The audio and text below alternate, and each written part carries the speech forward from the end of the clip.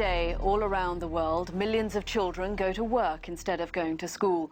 218 million of them, to be specific, or 1 in every 7 children worldwide. That staggering statistic is from a new report by the International Labour Organization, released as the United Nations marks its day against child labour. 166 million child labourers are under 14. 74 million of those risk their lives in dangerous jobs like mining and construction. Over a quarter of all child labourers work in sub-Saharan Africa, and there almost 1 in 3 children have to work. Our correspondent Ola Guerin has visited a copper mine in the Democratic Republic of Congo. There, 800 children mine copper and cobalt that goes into household electrical items and batteries for mobile phones. Some are as young as 5 or 6, and they earn less than $1 a day.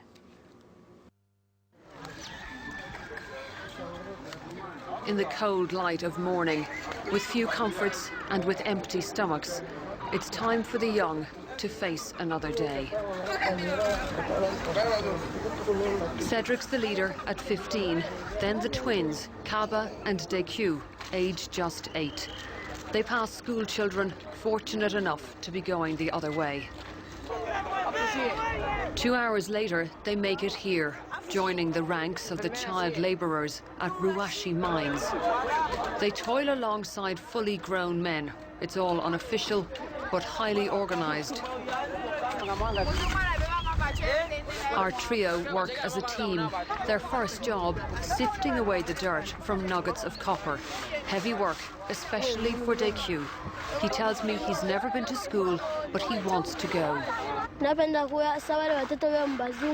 I'd like to be like children in Europe, he says. They go to school. I saw them on a TV. But my father can't pay my school fees. That's why my life is so hard. A few steps away, other young boys, like Deku, forage in the dirt. The older ones get paid more, so many of the organisers here prefer to use a child. In this one mine alone, there are close to 800 children hard at work. They can be as young as 5 or 6 years old. There are no safety standards, no one has protective equipment. The children are working with bare hands and bare feet. And while there is big money being made in all of this, it's not going to those here who are doing the digging. Or those standing waist deep in toxic water, washing the mineral deposits. Some here are as young as 10. Congo's vast mineral wealth has always benefited its leaders, not its people. Others have shared the spoils, local militias, foreign armies, and international mining interests. For Deku and Kaba, the day drags on. What they find here might wind up in your home. The copper and cobalt go to China and are used in products sold on world markets. Fridges, TVs, batteries for mobile phones. Deku didn't find much after hours of searching.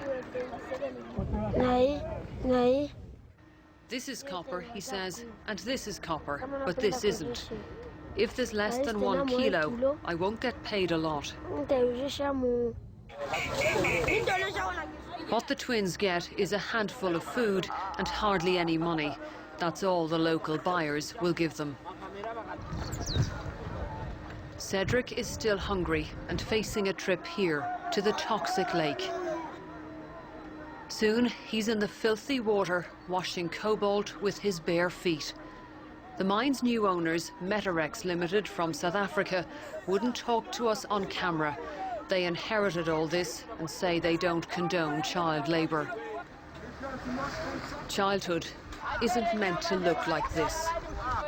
The irony is, without the mine, their future may be much bleaker. But the company wants all the informal miners out over time, including the children. We joined Cedric and the twins on the long walk home after their 12-hour day.